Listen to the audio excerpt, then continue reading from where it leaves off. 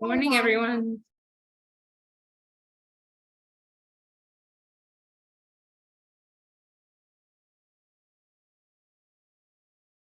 Good morning, good morning.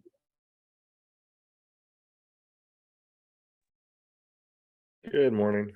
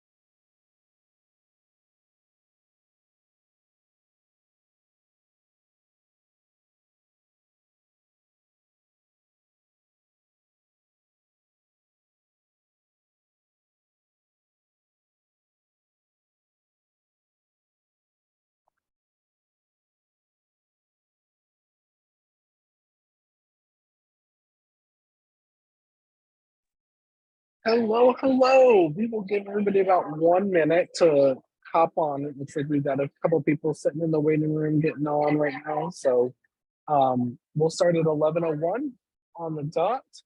Unfortunately, you get me and not Gina today. She has the day off, so I am sorry that you're gonna have to look at me versus Gina today. It's okay, Scott. We've missed you. To be honest, I really missed this group a lot too. And I know I've missed the last couple of calls, so I'm excited to energize and jump back in and see what we can do. New year, new us, right? Yes. Yeah. All right. It looks like it is 11:01, so I'm gonna go ahead and share.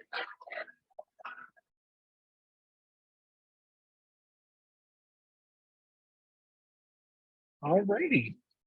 So everyone, welcome. We're gonna go ahead and kick off. Let me share this. Just make sure. Can everybody see that? Okay. Did it share the whole slide? Awesome. So we're gonna look through the agenda a little bit today. So we'll do some quick round robin of introductions. It is a new year. I'm sorry, Gina and I have tried to add a bunch of people to this call. We also have heard from the rest of you to say, hey, we want to add a couple people. So while we're waiting and while a couple people are joining, if you could just drop in the chat your name and what organization you're with, and then what is the one thing that you're looking forward to doing in this group in 2023. So we'll give everybody a chance to type that into the chat. And if it's easier, if you're one of our friends that are driving and you want to come off mute rather than attempt to type and drive, please don't drive and type. Just go ahead and come off mute and share if you can't get it in the chat.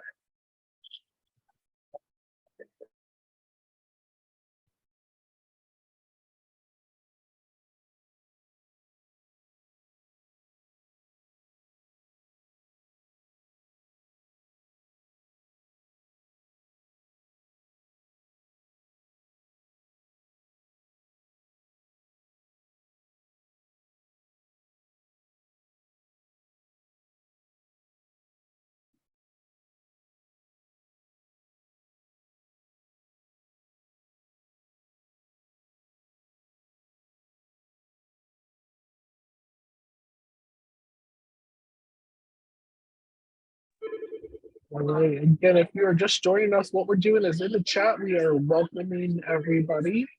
So it's your name, your organization, and one thing you're looking forward to. If you are not by a computer and you want to come off mute, you can do that. So we'll say hi to Kelly. So Kelly is looking at learning more about water safety instructions and resources. Connie with the implementation of the National Aquatic Safety Plan, 10 out of 10 with those. Looking for Zoe, excited to hear about new resources and ideas. I love that. Becky, welcome, Becky. Looking at PSAs about fencing and pools and deep water.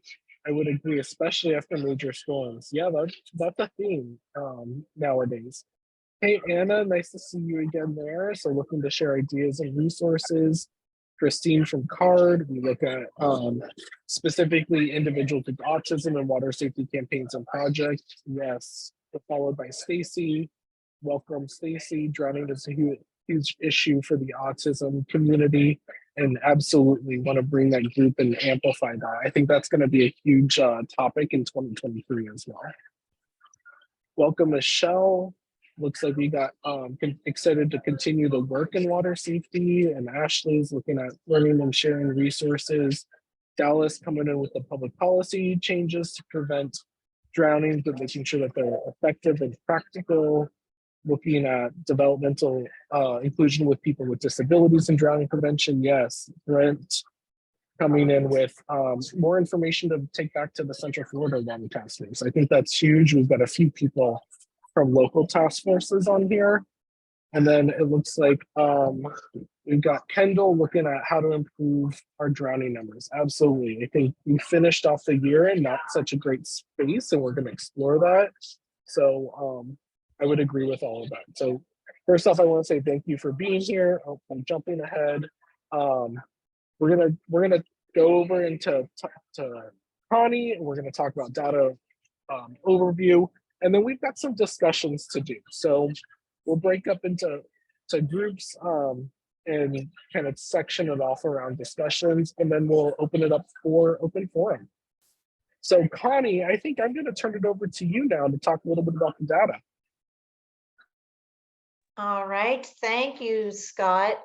So I actually don't have much to talk about today, unfortunately, and that is because the website that we use to collect this data is not yet updated. The high level information is not yet updated for 2023. It ends at 2022. We typically take a look at the circumstances for what has happened, and see, are they happening at residential pools? Are they mentioning autism? What kind of supervision is mentioned? And we don't see that yet in 2023. So what you're looking at here, when we see at the top level, there's 28 deaths. Those are all child fatalities. There have been 5 so far in this year related to drowning, and I do not have insight into what those fatalities were. You do see that, unfortunately, we landed very high in 2022 again. So 2021 was an all-time high of 98 fatalities, and we ended up I think that's the second highest we've seen since we've been collecting the data, since we've been accessing the data through the Department of Children and Families, and that was at 93. The next one closest to that was 88 in 2018. So we had a terrible year again in 2022, and here we are on the 23rd of January, and so far there have been 5 child fatalities. So we are not off to a good start. Is there anybody on the call that has insight into, that's part of DCF, that has insight into, when we'll start to see the 2023 detail? I'm sorry, the 2023 detail. Hi, I am part of DCF, but I don't know the details on like when those statistics come out. I think that's probably undergoing CERT review, which is so I'm not sure. I can reach out and see if they have like a schedule or something. Yeah. Okay, that would be awesome, because they're usually so fast on uploading the, when an incident happens. Mhm. It's just we don't have the 2023 option is not available to us. So we're seeing the big picture, but nothing more, like even counties or anything like that. So Okay. that would be I'll look awesome. into it. Thank you. Thank you. Okay. That's it for me.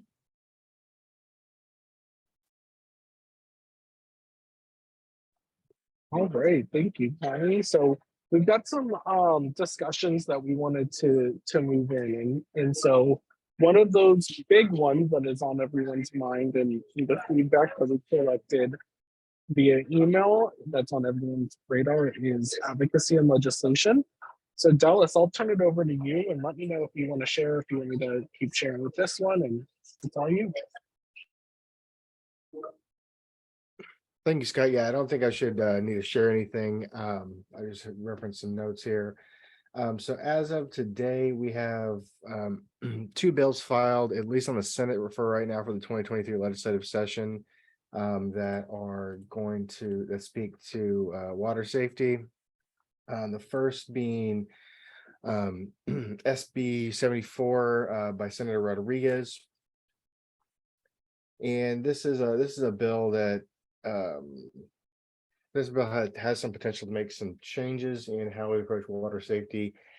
So essentially, the gist of this bill is any facility that has to be certified as a child care facility with DCF would have requirements to do 2 things. One, get an attestation from a parent or guardian of the child as to the child's ability to swim or any kind of special risk for the child in and around water. And then if the child does not know how to swim per that attestation, then they would be required that anytime that they put the child in our swimming area, in or around a swimming area, that they be fitted with a Coast Guard approved life-saving device or personal flotation device, i.e. a life jacket. So that's the gist of the bill. This bill does specifically exempt swim schools from this requirement. So where active swimming lessons are taking place, those facilities will be exempted from these requirements because it tracks logically.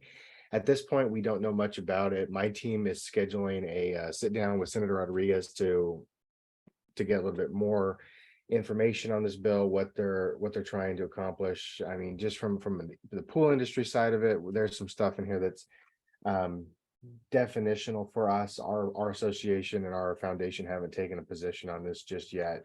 We want to learn more from Senator Rodriguez and her constituents who are behind filing this bill. And like I said, definitionally, there's some stuff in here from a construction standpoint, like the definition for wading pool, but that's not important to this discussion. The other bill, SB 84, does 2 things, and the first would be the first goal of this bill would be to require all state parks to have lifeguards present at all swimming areas, either on a state holiday or historic peak usage times. So, and it gives the department power to enact that via rule. That one, I mean, our initial thoughts on this one is this bill may just get, because of the budgetary constraints, or I would say constraints, but just budgetary impact of potentially of hiring lifeguards. This may be a non-starter on this bill, but we're gonna have to this is again Senator Rodriguez, which we're gonna schedule a sit down with to kind of get more information as to what she's where her head is at on this one, and what the potential of a House sponsor is looking like. The other piece of this legislation speaks into the grade 9 to 12 curriculum. And the way this is written, and actually I do want to, am I allowed to share, Scott? Because actually I kind of do want to bring this up because I think it's important to see how this is quoted, because it's really weirdly written.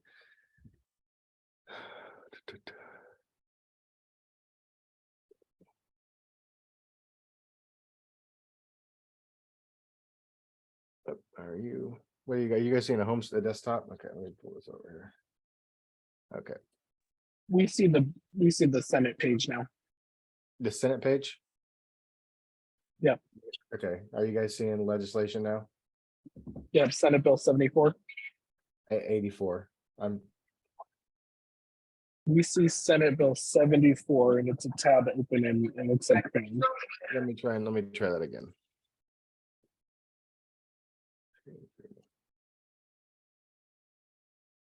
Okay.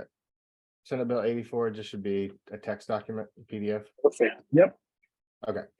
So the second part of 84 here is inclusion into the inclusion or inclusion of a water safety curriculum for grades 4 through 9, which, as you can see here, this is written really weird, and I'll explain why in a second. But the curriculum requirements will include water safety, water safety education, including but not limited to the proper use of flotation device, awareness of water conditions, how to respond if caught in a rip current, the proper provision of swim areas, safe behaviors under the water. And then you get to part F, which is a bunch of things crammed together under the teaching the importance of. And it's the importance of pool barriers and fencing, formal swim lessons, avoiding alcohol and substance abuse with water recreation, using life ring or a long object instead of attempting to personally save a potential drowning victim, CPR for drowning victims, and the order of administering such aid. So it's drafted in a very weird way to me. And so again, this is one of those things that we're going to have that I know my team is going to be reaching out to Senator Rodriguez to kind of understand like what they're doing here with this. All these other pieces make sense to us. The way this last piece is written is just teaching the importance of all these things, and it's a weirdly verbose and kind of disjointed, and I'm not sure what to do with this yet. So that's where we're at. I mean, if anybody else has anything to add to this or has any more information on these bills, I'd be more please share now. But we'll be sitting down with Senator Rodriguez to get more information on it. So let me stop sharing so you can pull the slideshow back up, Scott. Dallas, is there something different? And because I saw it was called out as Senate Bill 84, but then there was also water safety at curriculum in schools. Is that reflecting what's in? That's in Or the is there same a bill. separate one? Okay. That's in the same bill. So 84 does two things. 84 is the state parks lifeguard Okay. requirement, and it's the school curriculum. It's all in one bill. Gotcha. So Senator Rodriguez has filed 2 water safety bills this year. So yeah, and we haven't seen some of the usual suspects come through yet, but we're waiting. It's still early. There's still time to file bills. So any questions, or does anybody have any information that might be that on these bills that we talked about, background we haven't discovered yet? Dallas, what is the timing for this session? Like when our bills must be filed, when should, I when- want to say March 7th is the first day of session. Yeah, Yep. March 7th is the first day of session, and it's going to run through May 12th this year. So bills must be filed by noon on March 7th. That's the cutoff. And is there any committee work that happens prior to the session? Yes, when are committee weeks this year? Hang on. Yeah, committee weeks. There was a committee week last week, but again, if a bill isn't filed before committee week, it can't move. And as of now, both of the bills we talked about do not have a House sponsor. They only have a Senate sponsor. So if they're going to get traction, it's at this point, it looks like it's going to probably be closer to session. So they may not get a pre-session committee hearing, which in my experience, it's not 100%, but if you have at least one pre-session committee hearing, you're on a pretty good track for passage. Ultimately, without bills do pass without having pre-session committee hearings, but it's a harder road to row, and this session is going to be there's going to be some big things happening in this session. I mean, I expect that there's going to be a big negotiation around the special districts, renegotiating the authorization on those. There may be more work done on insurance. So the legislature's going to have their attention pulled on some other issues. I know they're going to be going heavy into school choice. They've already signaled that. So we'll see. It's early to tell right now, and with I don't want to give a prognosis on these bills just yet, because we don't know. If there is anything though, other than those that this group, Mhm. really feels passionate about, the time is now Yes. to try to, I guess, okay. So everything that I hear coming out of Tallahassee is, the governor's going to make a run for the White House. So because of that, and we have a supermajority, right? We have a supermajority of Republicans. So it's kind of what the governor wants that's going to be helpful for his run to the White House is what the governor is going to get. And the fact that we have had so many children die from drowning, to me, should be a compelling argument for him to want to make a difference so that he can tote that in his backpack when he tries to get into the White House. So I know that with my other hats, that's what we're doing. We're looking at the big ticket items that it would frankly make the governor look good as he makes that move, because he's going to make that move. Every indicator is that he's going to at least make the attempt. So we just need to maybe be mindful about that. And I think that we have these very grim statistics. So it might behoove us to carefully think about what's our ask. And we could, I heard about those two bills, but I haven't sat and read them. So I knew about the state parks one. And I was thinking that that's not going to go because of the money. So they're not going to be looking at anything that is going to have, especially that's going to have a strong fiscal impact. So I don't think that they're going to get that one. Yeah, But I'll kind of piggyback on that because that's good information, Stacy. And I think one of the things to consider too, I think considering the politics of where the governor's at, where the legislature's at right now, are important to consider. I think one of the things that we need to always remember too, especially if we believe there's a presidential run here in the future, is remember what got him to that point where he's actually being courted for that. So if we're going to be serious about trying to leverage that, then our policy proposals need to be in a vein that's not going to take us down huge expenditures with the state budget, and it's not going to take us down where we're anything that can be considered government overreach into especially private property. That's going to be a big no-no, because that's just going to be like, well, that's how you get ignored. If you want to get on the radar, we're going to have to come up with a policy decision that solves the problem and does it in a way that doesn't put the government in someone's backyard. So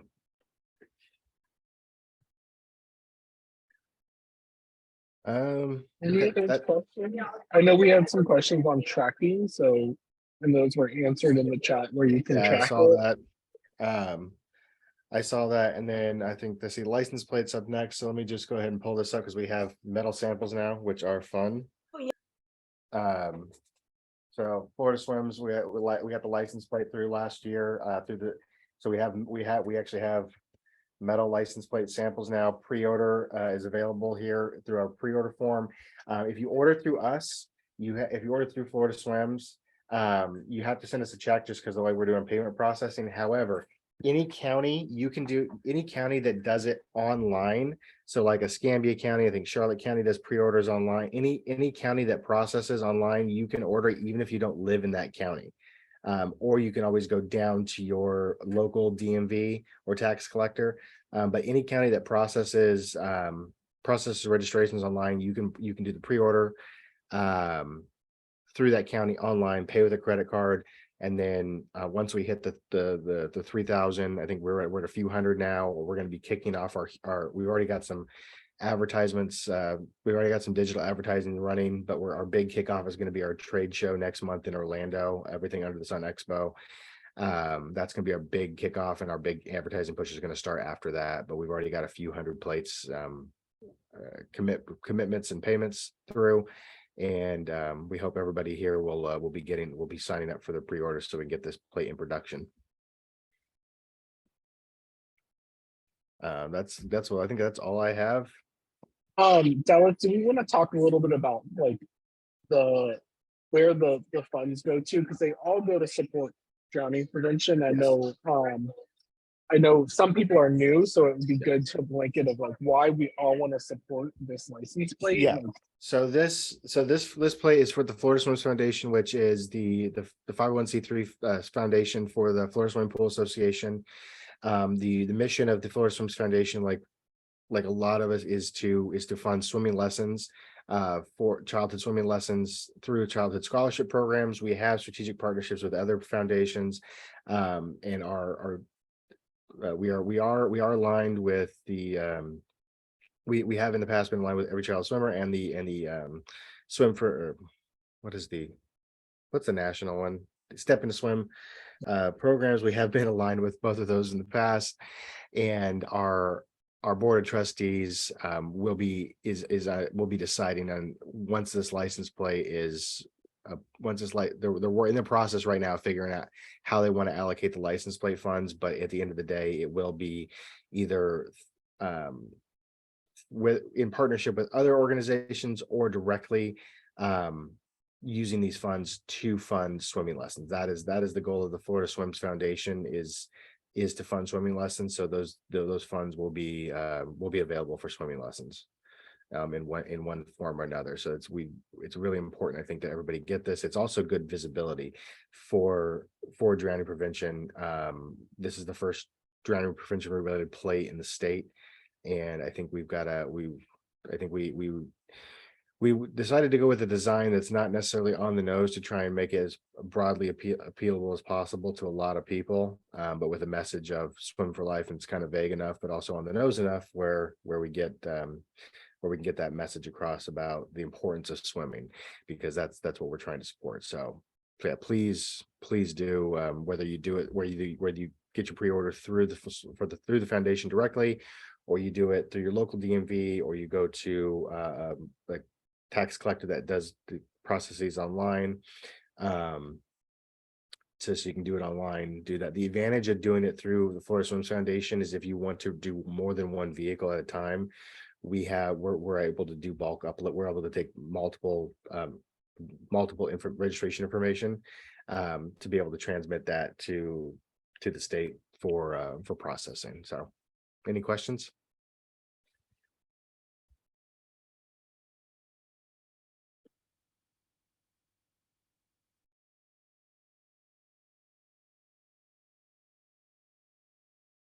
No, I'll echo that. It's exciting to see, and I think, not only is it going to bring awareness, but it is a really great looking license plate, and I think it will promote things like competitive swimming and just the swimming as part of the Florida culture. So kudos to that.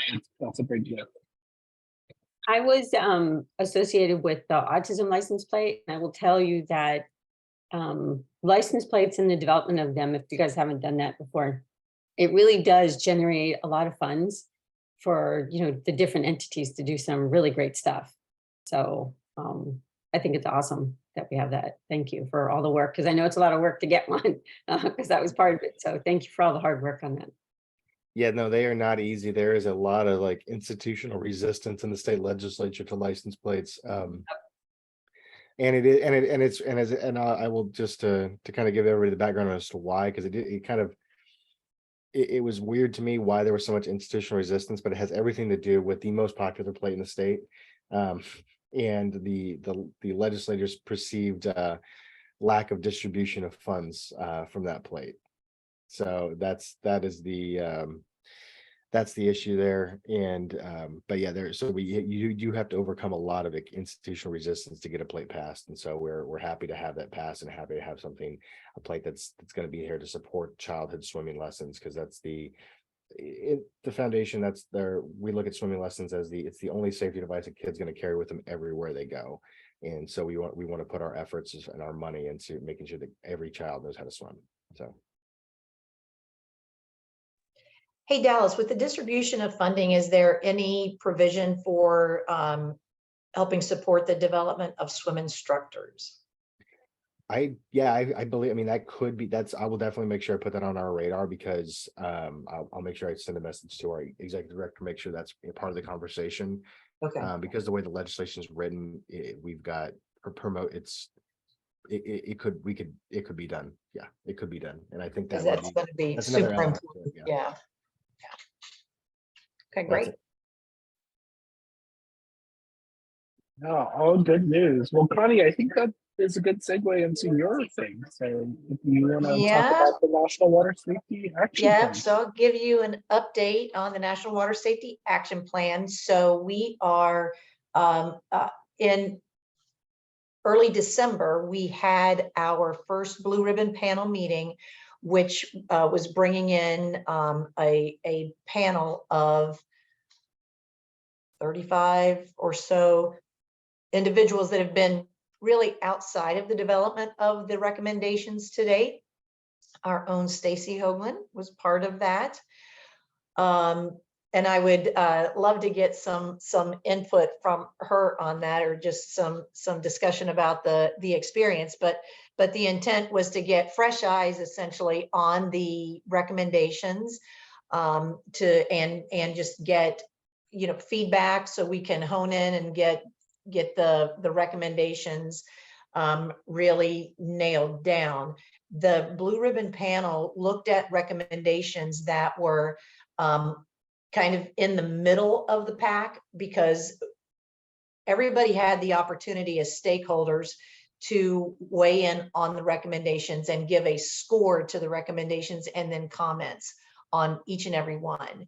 And those that ranked above a certain number were just proceeding through as they're going to be integrated into the plan.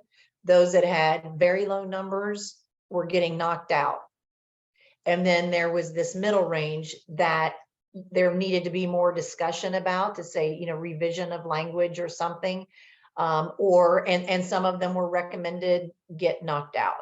So that's what the Blue Ribbon Panel focused on. So now, after that work has happened, we're in the phase where the steering committee is going through essentially everything from the stakeholder input, the recommendations of the Blue Ribbon Panel, mashing those together to get recommendations that are now consistently constructed, as far as just how they will read, and making certain that what one group is saying is consistent in structure of the recommendations to what others are, but also looking at the kind of big bucket items to say, is this legislation? Is this policy? Is this education? Is this public awareness? And trying to make certain that it probably wouldn't be surprising that there's quite a bit of overlap, like rescue CPR is talking about what should be talked about or included in curriculums in school. The life jacket group talked about that similarly. The water safety, water competency talked about that similarly. So it's looking at how to make those, to combine what things should be combined as part of an overall recommendation, with if it would be something like, advocate for water, a requirement is water safety education in K through 12 schools that would include these things, and making certain that those things are kind of, consolidated and put together. So that work is getting finalized right now. We're about to head to the next Blue Ribbon Panel Committee meeting, which is going to be the 2nd and 3rd of February. And there it will be looking at the kind of the research gaps. So it's kind of three things: research gaps, the overarching kind of things, like I just mentioned, is that, and also things that weave through. So, perhaps it's diversity, perhaps it's those with disabilities for, so looking at what are those kind of threads that weave throughout, and again, looking for that consistency and ensuring that we don't have redundancy. And so that's coming up the 2nd and 3rd. And from there, there is a draft already of the plan in writing for the recommendations that is in review right now. So I believe you will be seeing the recommendations, the action recommendations in a first phase, and then the full plan that includes the research agenda and other gaps and such and then the models, whether this is something that should happen at the federal level, or is it something that is, a state model or a community type model. One thing that the steering committee has been surprised about is that we thought that there would be more, it would be more model based, that it said, these are the things that should be happening at the local level. And these are things that, that are recommendations really focused on what either a state or a local community could and should do. It turns out that we are very heavy on national implications. Meaning looking at things like there should be standards and benchmarks set for what is considered a training course for somebody who's teaching swimming lessons. There should be national standards for what kind of data gets collected when we're talking about drowning incidents and such. There should be national standards for legislation that relates to life jacket wear.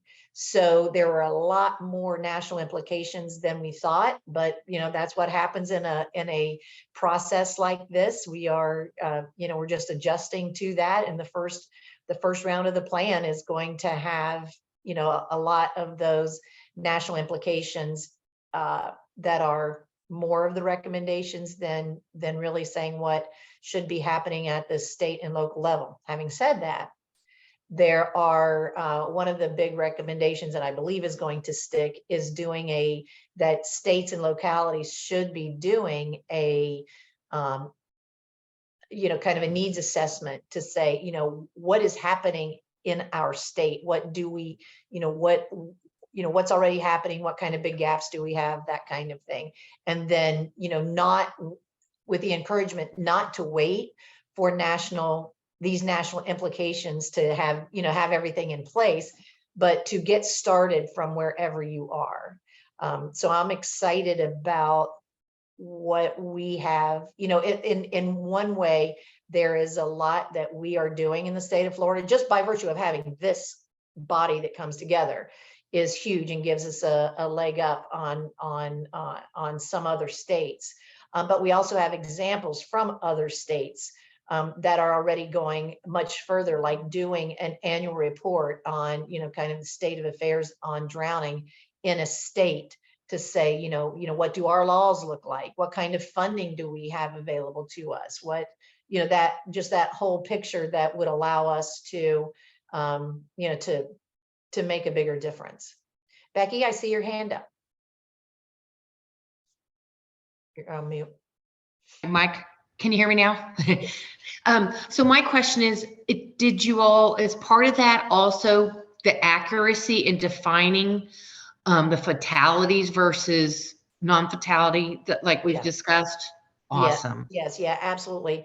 And it's also among some of the national implications is related to, looking at different ways that data is collected and then how those at some point the data gets connected one to the other. So if you're seeing incident reports that are coming from an aquatics facility or reports that are coming out of a sheriff's department, how does that end up into, into the full data set, but then also coming back down to say, okay, then how does that improve our responses and the training? So looking, really trying to, and not just fatalities, but also non-fatal submersions. Stacy? A lot on all of the different like groups that I was on over the time that we were together. And we've talked about this here, you know, one of the biggest challenges is, like Connie just said, the sharing of data, the gathering of data, the sharing of data, you know, being able to, or having to operate within HIPAA and FERPA and, you know, all those, so that agencies are just not communicating with each other. So nobody has good data, and it was definitely pervasive across all the states. So it's like one of those things, we don't know what we don't know, because Yeah. we do not have accurate data. We know that. That's Yeah. like a given. We do not have accurate data. So we are anticipating that if we had the real numbers, we'd be having a much more serious conversation. Yeah. And it would put us in like that hot seat up at the top for having the government really look to see, yes, how, you know, what can we establish across the US, and then still, you know, we are the United States, so still allowing the states to develop what they need based upon the population that lives in their state. I mean, we're surrounded by water, so of course ours would have to be more intense than some of the states that maybe don't have not even many lakes and things like that. Not that people don't drown in swimming pools, but you know, just looking at the dynamics of the state, the rural areas, the urban areas, how large your state is, and all that stuff. But you know, the issue with the data was in Huge. almost every conversation that we had. Yeah. The other thing that I was going to make, I just got sidetracked by Brian's note here. Yeah, absolutely. Disability information. And then also alcohol use, you know, when you're looking at some of the sensitive data that might be, you know, seem to be, you know, sensitive to collect, still, you know, some of the recommendations are to create some best practices and stronger guidance for how to do that, and do that well, while also maintaining the and then be able to share that while also meeting the HIPAA requirements and all that kind of stuff. So absolutely, those considerations are in there. This is I mean, the implications here are just huge in so many ways about what the work is ahead of us, but at least getting it started, getting it on paper to say that these are the problems, for people to be able to say, yeah, we're an organization, can help with that. And you know, a couple of other things that I think are great and show the momentum that's already underway, begins with the fact that last year, for the first time in as long as I've been doing this work, the CDC got $1 million for drowning prevention in at their injury prevention center this year. And both of these efforts were led by National Y and a lot of stakeholder organizations like the Red Cross and Safe Kids and Boy Scouts and USA Swimming, and it goes on and on, were very involved in helping advocate and educate around the need for that. And this year that funding went to 2 million. So that's very exciting. So 2 million at CDC. And we had Dr. Shakira Qazi from the National Network of Public Health Institutes with us in our November meeting, talking about the work that they are doing. There are a couple of pilot tests underway related to data collection, you know, looking at data collection tools. And she is going to be speaking with us next week on another phase of that project that is on the quality of data collection. So it's a related research work that they are doing that is funded by the CDC. So it's great to see that, you know, and these are some of the things that are in the National Water Safety Action Plan that they're already stepping out and working on. So that's great news. So I think we'll be able to hit the ground running, and there will be an implementation. You know, there's the focus there. The focus on the plan is going to shift into, okay, now how do we implement it? So we're very intentional about this is not going to be a report that sits on a shelf, but how can we actually get in there, and each of us, wherever we happen to be, would be able to start, you know, what we can bring to the table to begin to implement the recommendations, and also have a very comprehensive research plan that, you know, as universities, and we have funding available. NIH had money available for research this year and such. And then, but we often don't end up with many takers on that, or we're seeing research that's not helping move the dial, perhaps. So this is stuff that would be great to be able to give to academia, to say, as you've got your doctoral students who are looking for worthy projects that will really make a difference, this is something that they'll be able to work from. So it's exciting. It feels like there is good momentum going here. I would echo that. And I know Greg Field also with the water safety plan just joined, and we might have time to get into a little bit more discussion in the open forum. We have one more topic that I want to kind of switch to have a quick discussion on, and that is the opportunity to do a Florida water safety symposium. So first off, I wanted to just double check to see if anybody has heard if the Florida Water Safety Symposium that we had last year, has anyone heard on whether or not that is going to continue in South Florida or anything like that before we looked at potentially planning something for the state? Do you mean the one that Casey does? Yeah. I don't know, but I could text her and ask her. Well, that was one of the discussions we wanted to have, with her and with the group, is to say, okay, we don't want to lose the momentum on that. That was a really great way to both bring awareness and just convene people. So we want to make sure that we're supporting that, and that if someone's going to take point on it, that we're supporting it, and if not, that we don't want it to fall on the wayside. So that's something that we're kind of focus on making sure that we do something to make happen. So if you do know anything, I know Casey, we were trying to connect right there, we couldn't. So the more that we know, the easier we can move forward on that. But it sounds like that was something that everybody took away and showed that it was important. So we want to make sure we keep it going. Would if she's, let's say that she's not, would it be in person, online? I mean, any thoughts about that? I think that's open, right? What do we want to happen? I think we have the ability to execute something in person if we want to. It might not be the same timeline, because I think the last year it was in February or like early March. It might be more like April, but I think that it's definitely something that we want to make sure happens. So whether that's virtually or in person or whatever it may be, that we'll do something.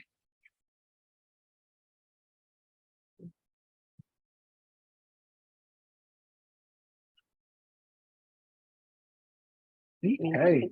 I can let you guys know when I hear back from her, but Yeah, that would be awesome. I mean, I think it's awesome. And, the reason I asked like in person or not is I've been talking to a lot of people in the Hillsborough area, and, another spot in our state that has a tremendous amount of water, and they're normally like Broward, Palm Beach, Miami-Dade, they're unfortunately normally another hotspot area.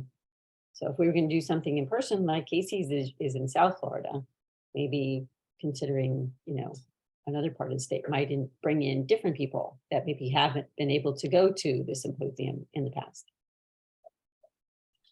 Yeah, and I think there's some innovations too, right? Like even if we look at doing something statewide and maybe we create watch parties, right? So each area could do like a watch party, and it could be virtual or with in-person opportunities too, right? Like there's some really cool stuff that I think we can accomplish together. Okay, so it sounds like that is going to be wanted. We'll wait to hear back to see if we hear back from Casey, and if not, we'll kind of game plan around that. So we're going to shift to the open forum. Anybody have any topics they want to bring to light? And we'll probably stop about 11:55 so we can go over some of the important dates. Let me ask a question. Hey, Scott, it's Rhonda with Safe Kids Treasure Coast. Do you know what the status of the grant awards are? Yes, so we just finished some of the review. We were kind of on the road all last week. So if for those organizations that did apply for some of the education funds, you should hear back probably this week, if not early next week. Awesome, thank you. Thank you.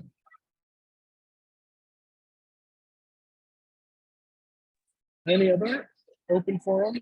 Anybody have something hot on their minds?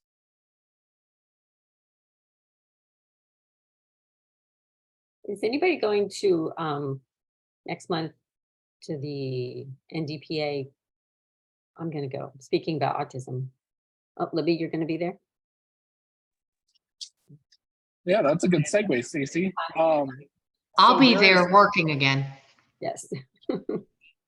Yeah, I think there's like 15 people from WaterSmart Florida or Florida that are going that we know of. So I think Gina's trying to arrange some time where we might be able to all get together like we've done in the past and pull some of the Florida team together to just meet in person and check in with each other and share fellowship or share time together. So probably look out for that. Let me know because I'll be there working it again. That's as the ambassador, so be glad to. Oh, nice. Awesome. I have to tell you, I was very confused and I had to ask for clarification on the whole NDPA, AOAP. And I was like, wait, you're both happening at the same time. And I'm speaking of both. So I was very confused because I was like, wait, is it the same thing? And they're partnering? Is it separate? It's having it on the same site is, to me, is very confusing. Well, the great part about that is it's going to be busy for sure, but a couple of things that are great. One that I like very much is they're going to share the exhibit hall.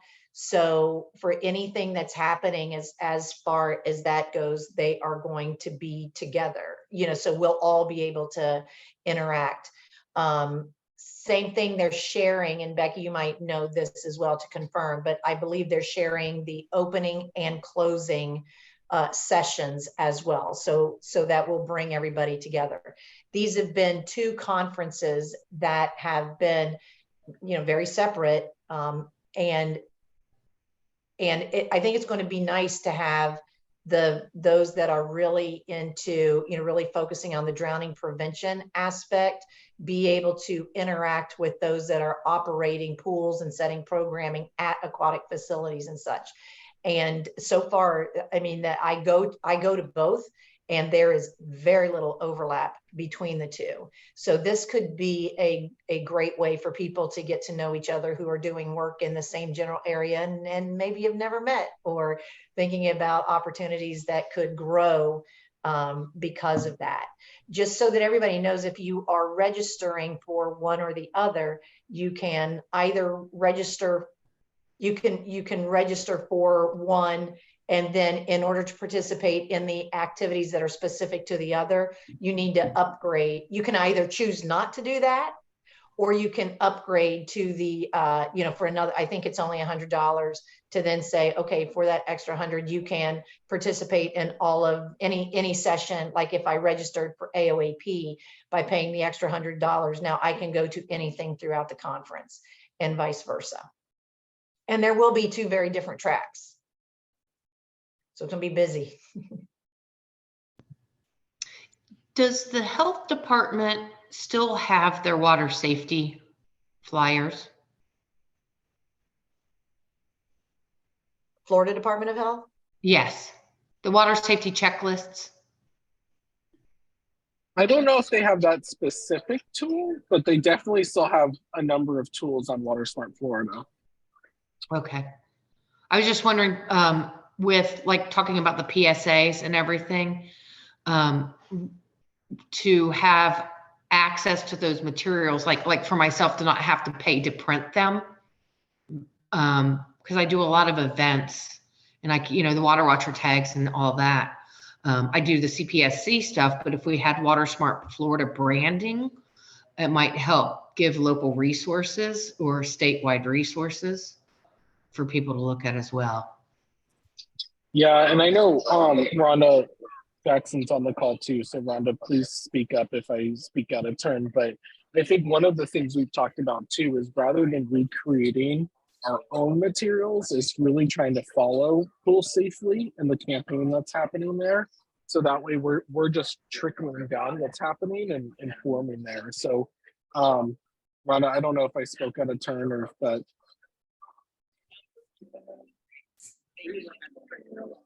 Not at all. No.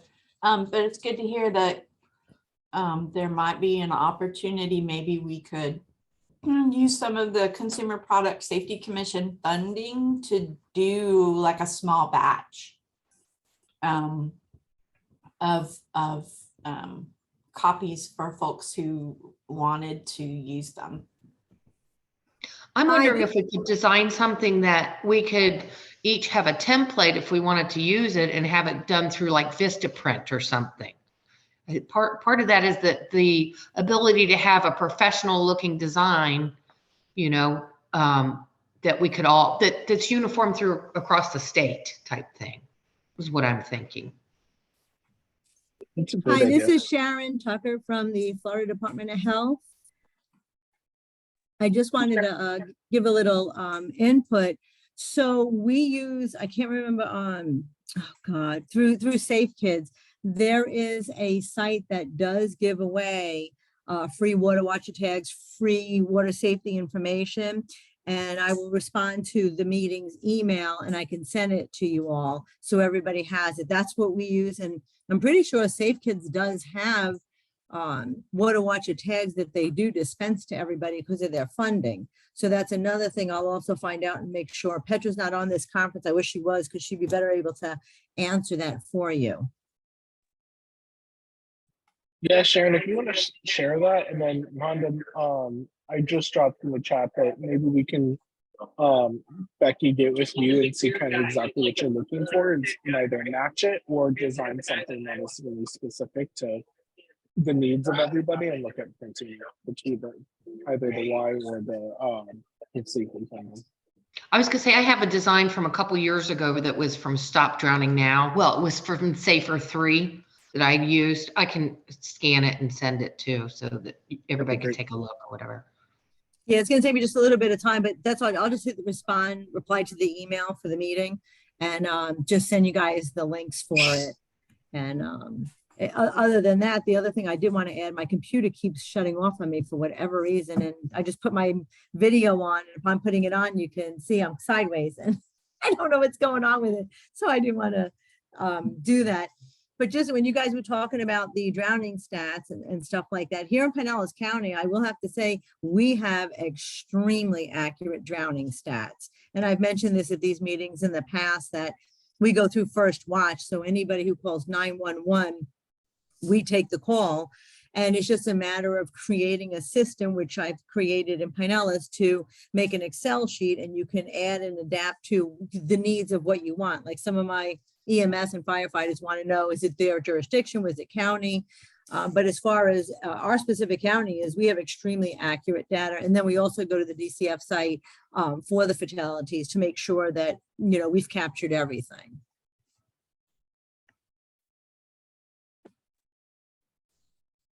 That's great.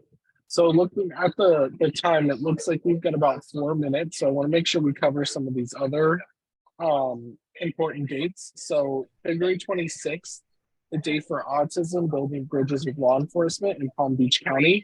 There was a question that I think I saw too from Christine asking who's taking point on that. That important for the date. I think it's card. Is there a card representative? I have Palm Beach County. So it is Scott, or investigator Scott Poritz. I can send you the flyer, Scott, and it has all of his information, or I can put it in the chat. Well, card, FAU card is involved with that, aren't they? I thought they were the ones. Yes, they are. Yeah, I thought they were the ones who connected with the department. to set that up. I mean, so that, I guess it's sponsorships and then anyhow, I can send over the flyer and we can do that. Oh, Christine, I see you. So Christine from CARD is on here. Well, she's with USF, but I'm pretty sure it's a FAU CARD initiated day. She's shaking her head yes. All right. So Christine, hopefully that allows you someone you can talk to, and then maybe we'll get us the other contact there. Okay. The last thing we wanted to do, looking at, we have 2 minutes, is just remind everyone for February's meeting, we're going to try to bring in Dr. Kazi again to talk a little bit about some of the work that has happened with their death review that we learned about in person. We wanted to kind of get an update that we were making some changes after learning some stuff for the pilot. So we're looking at bringing them in on the 27th, which is our next WaterSmart Florida meeting. So with the last couple minutes, I do want to remind everybody that all of the calendar invites have changed. So they are not the same link. We did that so we could have a new link every year. So please make sure that you have the 2023 calendar link, and that when you share that link out, that people have to register for the meetings to be able to attribute and access their like unique ID. That's a couple of reasons. One, we want to track attendance. Two, we want to make sure that when there's an update to it, that it gets sent to everybody. Sometimes there's an issue with like Google and Outlook speaking to each other. So we want to just try to clean some of that up. So if you do have friends or people that are interested in joining, please make sure that they register. And with that, that brings us to 11:59. So we'll go ahead and close out for today. If you have any topics or anything and you want to send them to Gina, she and Connie, Dallas, Libby, and everybody else kind of help create the agenda for the meeting. So please share your ideas and what you want to see on these calls, because we want to make sure that they are informative and that they're progressing and moving our work forward. So I just dropped her email in the chat, and if you, with that, it's 12 o'clock. So we'll say goodbye, happy Monday, and hope you all have a good week. Bye, everybody. Thank you. Bye, thanks. Bye. Bye.